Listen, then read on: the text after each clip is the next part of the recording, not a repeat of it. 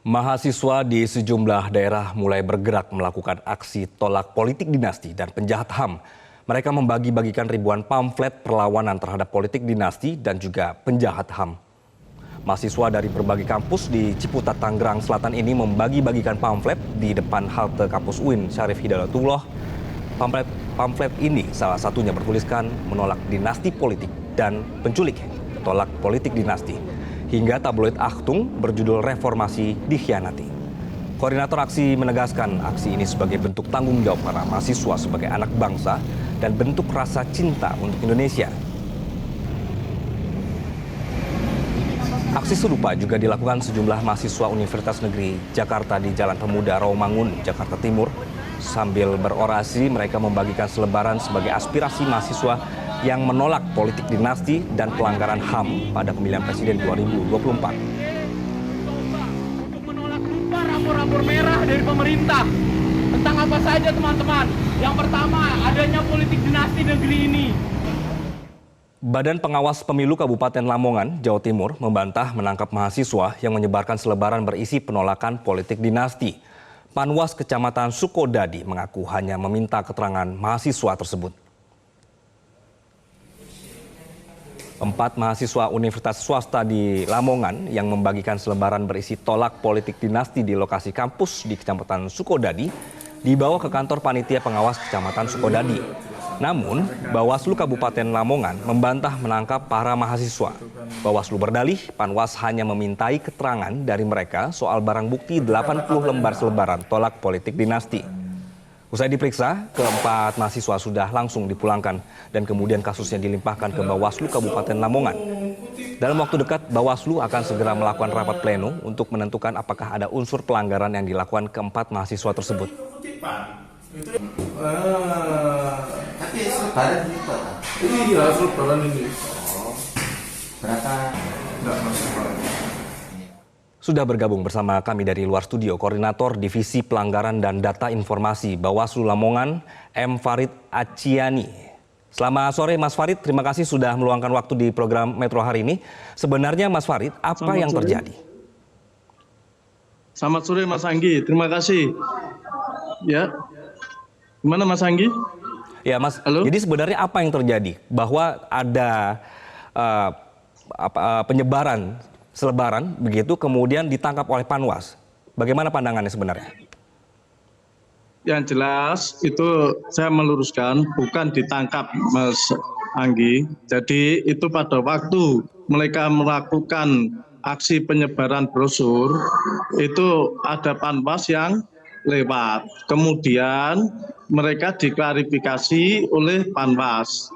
Jadi pada waktu itu bukan ditangkap tapi ingin ditanyai, diklarifikasi, kemudian atas kesepakatan dari mahasiswa dan Panwas itu, mereka akhirnya menyepakati untuk melakukan klarifikasi di kantor Panwaslu Kecamatan Sukodadi Lamongan. Itu yang terjadi. Dan setelah klarifikasi itu, mereka pun telah pulang ke rumahnya masing-masing. Jadi tidak ada penangkapan atau penyanderaan itu tidak ada sama sekali. Hanya klarifikasi yang dilakukan oleh Panwaslu Sukodadi sebagai usaha untuk pencegahan dari kegiatan penyebaran itu, brosur itu.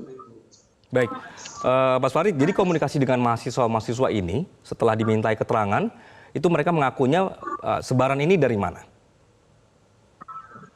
Mereka tidak jelas, katanya barang itu dari Malang diberikan oleh seseorang.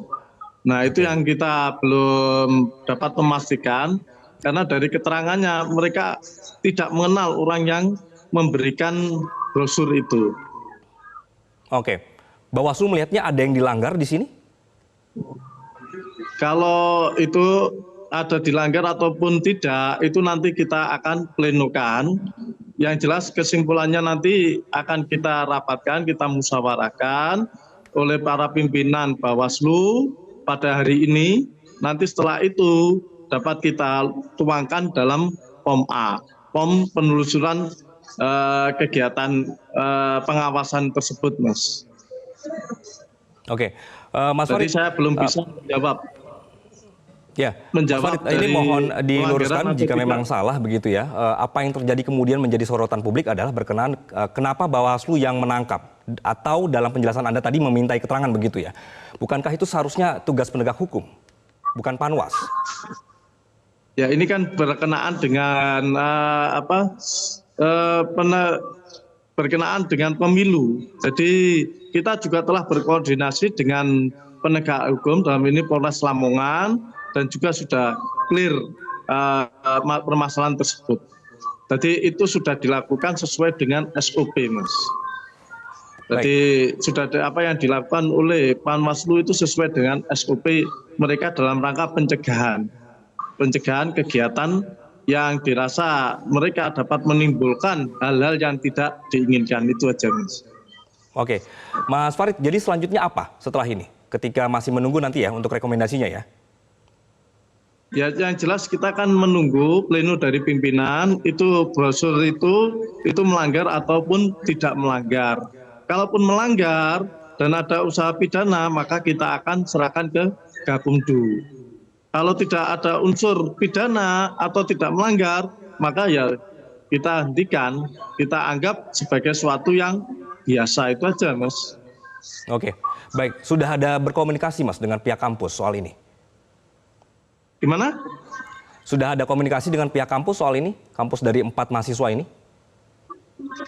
Yang jelas pembantu Rektor 3 kemarin sudah menghubungi Panwaslu Sukodadi dan mereka sudah berkomunikasi. Oke, dan mereka juga akan dilibatkan dalam rapat pleno dengan Bawaslu? Belum. Kita masih menunggu dari Sukodadi itu bagaimana komunikasi mereka dengan pihak kampus atau universitas. Baik, Mas Farid, terima kasih atas waktu Anda di Metro hari ini. Pemirsa, tim kampanye nasional Prabowo Gibran menilai penyebaran selebaran yang berisi tolak politik dinasti dan berisi foto Prabowo yang menyebut sebagai penculik merupakan fitnah. Mereka menilai kegiatan penyebaran koran ini sebagai gerakan untuk menggagalkan pemilu 2024. Ya, udah ya. Isinya confirm fitnah. Misalnya ini soal inilah penculik aktivis 98 ya. Inilah korbannya. Ini gambar Pak Prabowo, teman-teman. Foto Pak Prabowo difitnah sebagai penculik. Padahal kalau kita bicara soal penculikan ya, tuduhan kepada Pak Prabowo, ada setidaknya 4 fakta hukum yang jelas-jelas menguatkan bahwa Pak Prabowo tidak ada kaitan sama sekali dengan penculikan aktivis 98. Yang pertama, tidak ada satu keterangan saksi pun dalam persidangan tim Mawar yang menyebutkan adanya perintah, arahan, ya, atau permintaan dari Pak Prabowo untuk melakukan penculikan tersebut, untuk turun ke jalan, ya, untuk melakukan demonstrasi, menentang politik dinasti dan membangun narasi soal pelanggaran HAM, menangkap para pelanggar HAM. Kalau kita lihat isunya sih standar-standar saja, tetapi ini tidak masuk akal, ya. Dan kita tahu di era pemilu ini kan sangat sensitif. Ketika ada yang melakukan demonstrasi, misalnya, tentu akan memancing reaksi dari pihak-pihak yang lain. Jelajahi cara baru mendapatkan informasi. Download Metro TV Extend sekarang.